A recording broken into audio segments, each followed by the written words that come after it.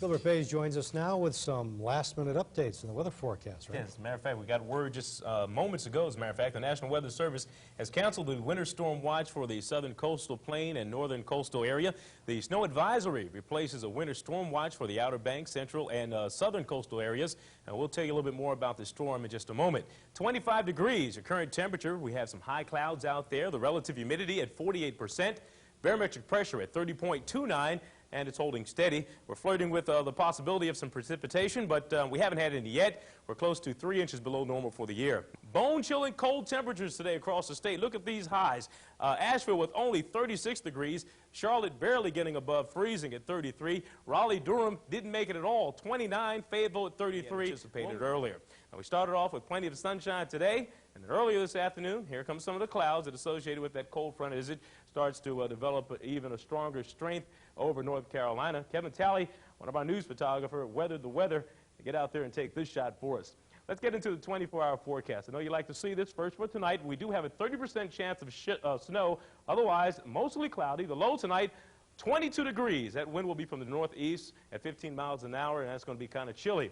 Sun rises tomorrow morning at 7:15. There is a small chance of snow continuing, if we have any at all. Variably cloudy tomorrow morning. Look for the high tomorrow, and here's tomorrow night. We'll hold this here if we can get back. We're at the 4-day forecast. I'll tell you what we're going to do. I'm going to tell you about it myself. Variably cloudy. It's the 10 o'clock news and weather. Variably cloudy conditions. Basically what we're going to be dealing with for the next couple of days today. Look for the high tomorrow to be about 35 degrees. Northwest wind tomorrow.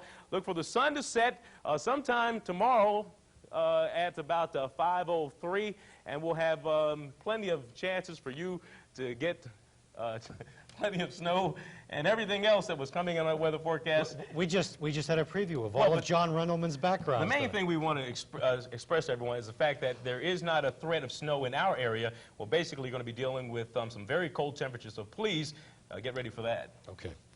And tonight and tomorrow night, as a matter of fact, should be good times to look up and watch for falling.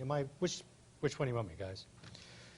Watch for falling temperatures, or I should say falling meteor showers.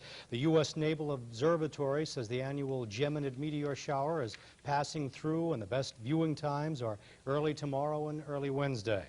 If skies are clear, which they probably won't be for this area, you might be able to see up to 50 an hour. Well, after this break, the NCAA gets a victory in the courtroom. John Rendleman will have details in sports.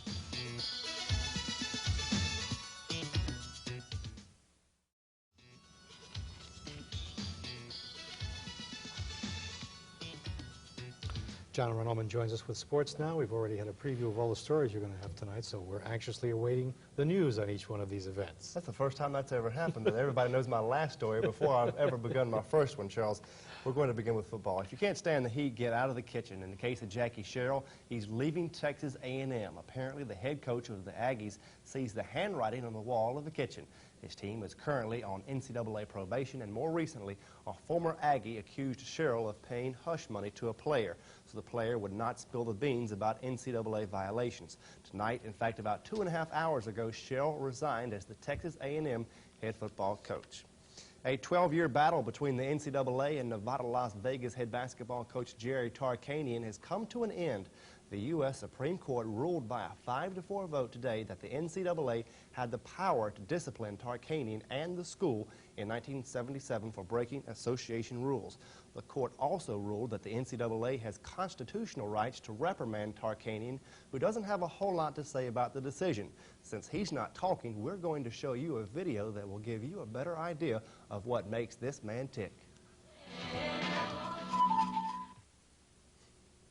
Jerry Tarkanian. You know it's a light night in college basketball when we begin with a score of the Davidson-Erskine game. There's just not a whole lot of action tonight. Davidson wins, and Appalachian State is a winner by 2 points. Now, the newest AP Top 20 poll is out tonight. Duke is still #1 after beating Miami by 15 points on Saturday night. Danny Ferry had 58 to lead the Blue Devils. The Tar Heels are still #8 in the poll. Georgia Tech is 11, while NC State is #18. In pro basketball, the expansion Miami Heat team is attracting a lot of attention, but it's not the type of attention the team wants to have. No one wants to be a loser, but this team certainly knows how to do it. They've lost all of their games, 16 in a row to start the season, a new NBA record.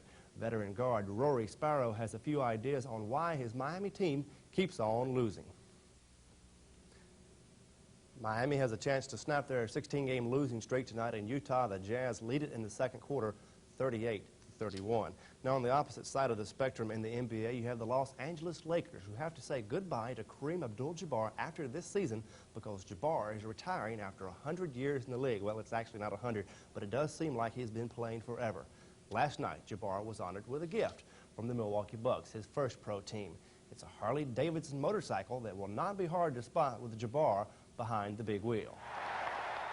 Can you imagine that? A 7'4" man riding a Harley-Davidson down the freeways of L.A.? Nice machine, though. It is. Still to come, we'll tell you about an organization that helps make dreams come true for terminally ill children.